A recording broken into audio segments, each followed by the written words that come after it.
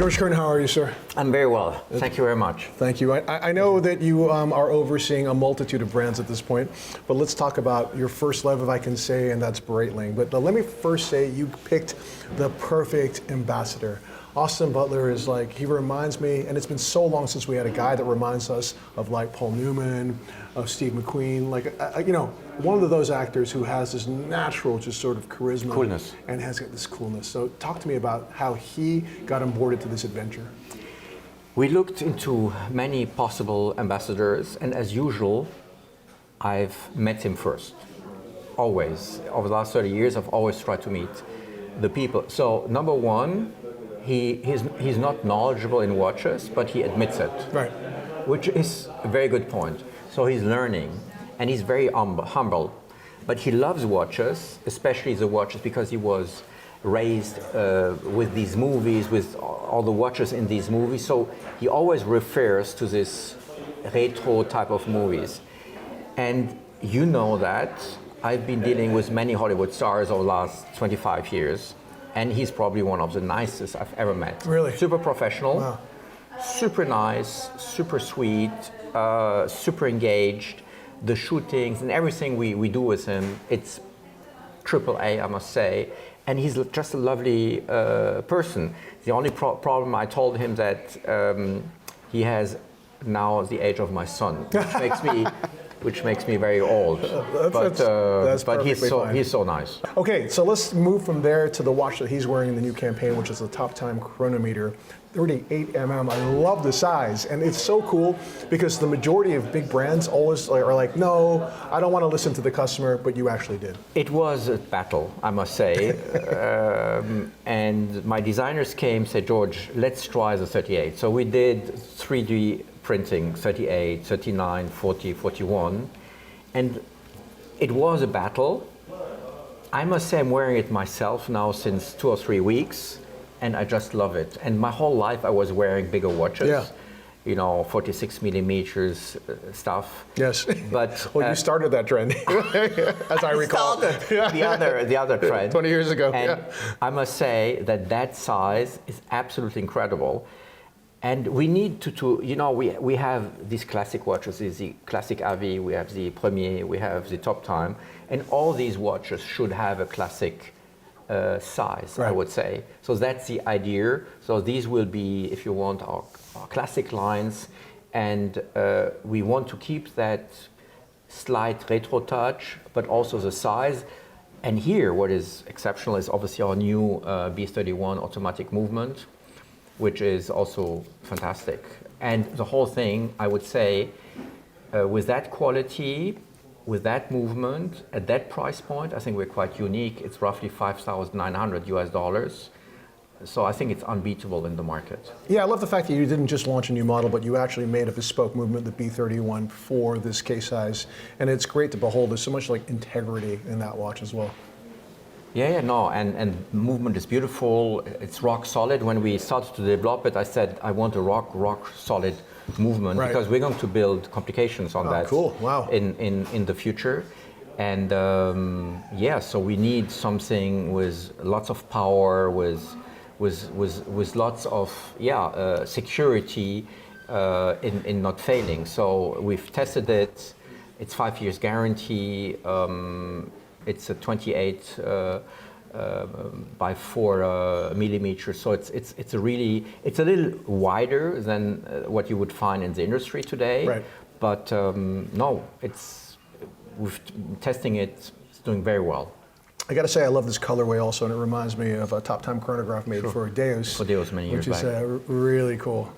We wanted to make it a little younger, as you know, from a historical point of view. Willy Breitling, when he launched the Top Time. By the way, he called it Time Top, and then his wife told him, no, call it Top Time. So that's the story. Right. He wanted to give it a little younger touch than the Premier. So this is why this product is a bit more colorful. Yeah, but still very classic. I mean, it's a very straightforward type of design. But yeah, and I thought we would be in a niche, but actually we've obviously sold it to the retailers. They all love it. Yeah, well, it's the perfect watch for this generation as well, but even for guys like us who, like yourself, I grew up with large watches, but I also now, when I wear a watch that's like, way over 44 mm, it feels a little bit awkward, and I love to have timepieces like this. It's cool also that you're always trying to integrate value proposition into your watches. This is 5,300, but then with the bracelets, just 300 Swiss francs more, which is exactly, right. exactly. Great timepiece. So we've got the Top Time chronograph, we've got the Top Time chronometer, but we've also got a racing watch as well with this really cool cushion case. Talk to me a little bit about this. I'm going to pick up the Martini racing watch. I'm wearing it, by the way. Oh, you're wearing it? Okay, I'm cool. wearing it. All right. The Top Time, as I said, was in a way conceived at that time at the younger version of the Premier. And when we went through all the designs, we saw also the cushion, and we just loved it. So we decided, why not having a capsule collection, 750 pieces each, with this dashboard type of design. But it's also very small. Phenomenal on the wrist. It's very small. Yeah, exactly. But actually it doesn't look small. It's 38 millimeter, but on your wrist, on my wrist, it doesn't look small at all. And it's recognizable, immediately recognizable. This is clearly a little bit of retro, but we have many other designs in the pipe for that case to do other executions. Yeah, it's great because it's got such a balanced size, and then you've made an effort to make the dial as broad as possible, keep the bezel really thin. I like the cushion case integration with the round bezel as well, because you've got these kind of sunray marks on it that bring a kind of visual richness to it. And the case, look at the case. Exactly, really cool. No, we're very happy about that product, and there are more surprises also with the chronograph, which we're going to present in a couple of days. So yeah, it's a great line, and it works very well. Okay, so last year you launched a really cool watch with a perpetual calendar, right? Navitimer chronograph perpetual calendar, and it was all in precious metal. And now this year you've come with a steel version with a platinum bezel, but in this really cool ice blue dial, which is kind of one of the visual signatures for Breitling for me, right? Talk to me about that watch and what it represents. Yeah, so our platinum, what we do with the ice blue dials, we always try to enrich also the case. So as you know, on the chronomat, we have the platinum bezel, and we decided to do the same obviously for the Navitimer. So it elevates just the case, but because many people don't like to wear yellow gold watches or rose gold watches, but we wanted to elevate because we're using a very expensive movement here. So we wanted to elevate the watch without going into crazy prices, and this is the way we do with the bezel, and it's a movement you're going to see more often in our collection, because as for the B01, we have now many more complications coming. So, and that was always a strategy, B01 or B31, and now you will see on our base movements more complications coming. Fantastic. So that in 2 or 3 years we will be more or less 100% manufacture movement. Very interesting. So we're in a time that people describe as being a little bit unstable, economically, politically, everything, right? As we see, the market is a little bit up and down. But it's always interesting to me because I always think that the best respond to these difficult periods by being incredibly creative, by creating watches that compel collectors to want to buy them. I think in terms of the type of watch that you want from a sizing perspective, from a design perspective, for what we're seeing here, this is clearly, you've achieved that. But you've actually achieved that really well with another brand, and that is the incredible Universal Geneve I've never seen a relaunch or a renaissance, I guess, that has been so universally praised. And it wasn't even a relaunch because you didn't actually have any watches to sell. You just showcased the first prelude of what is to come, and the feedback has been extraordinary. How meaningful was that moment for you in Copenhagen? It's incredible. I'm still surprised about the passion this brand generates within the community and within also the press. Everybody is waiting for the launch. Yeah. The only problem is the level of expectation is extremely high. Yes. So we cannot mess around. Yes. But the brand is so rich, and we got so many informations from collectors. We are submerged by informations, by catalogs, by advertising. People approached us. people submit their collections. It's absolutely incredible, and I can't wait because we have the prototypes. We see retailers now during the Watch and Wonders presenting all the prototypes, the concept, etc. Because we need obviously space. We need to work on then the presence at point of sale of this brand. So we need a year and a half lead time to prepare everything. But I cannot obviously show to you the prototypes, but it's incredible how beautiful they are. And we saw already a couple of retailers, and they just love it. Okay, so I'm going to make an association here with a person that you know. It reminds me a little bit of what Gunther Blumlein did with Lange when he brought Lange back, right? And because part of it was also he enriched Lange, I think we can say, to a level that was really high, that surpassed perhaps even what would have been done before. And when I look at what you're planning, because you're kind enough to show me a little bit, you're making an effort to actually, this is the benchmark, this is the quality, maybe let's go even a little bit higher, right? I mean, one example that we can talk about is this Laurent Joliet bracelet that we saw, and the fact that this watch is now going to go to enrich his school for bracelet making, which is almost a lost art form. But there's little details, styles, all this kind of stuff, definitely movements, where you're really setting the benchmark really, really high. I mean, how important is that to you? Well, we thought, we are sitting down, and where would the brand be 40 years later? Right. That's a question you have to ask yourself. So forget about these 40 years of not being present, but what would have management, what would they have done, and where would we be today? Right.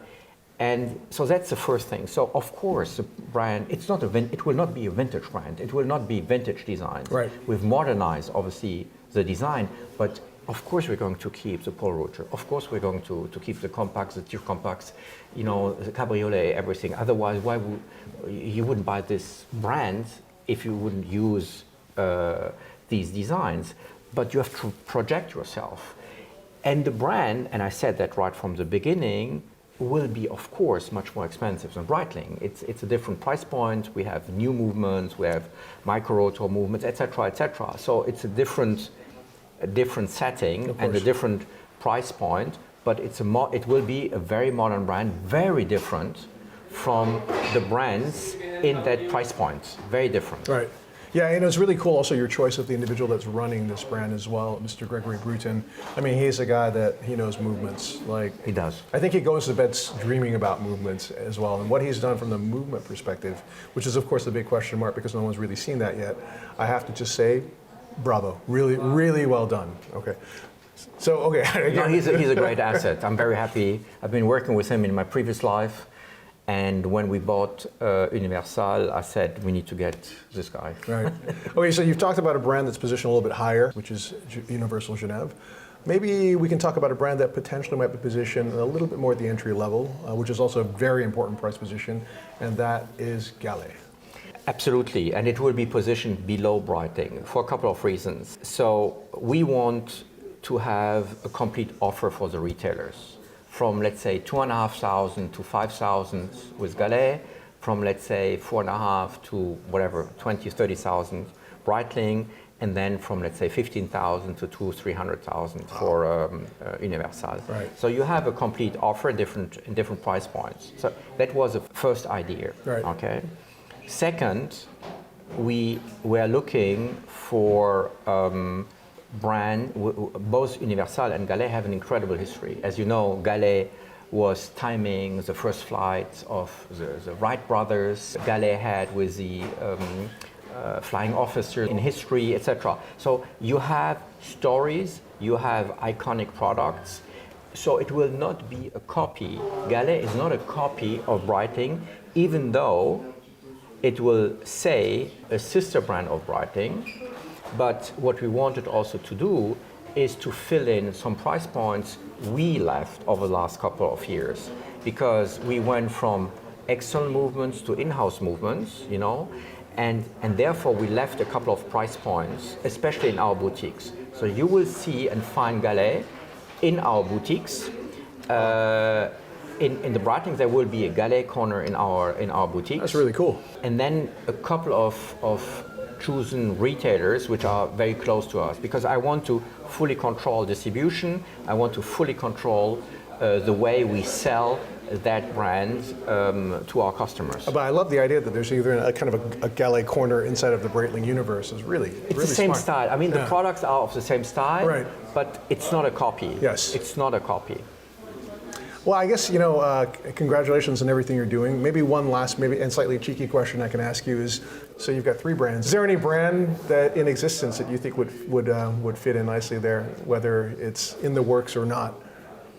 I mean, we need to be open. We always need to keep our ears open and our eyes open, and you never know. But trust me, we have a lot of work to do until 2026 to launch all of that. It's it's very intense for our structure and our teams, but everybody loves it because it's super exciting.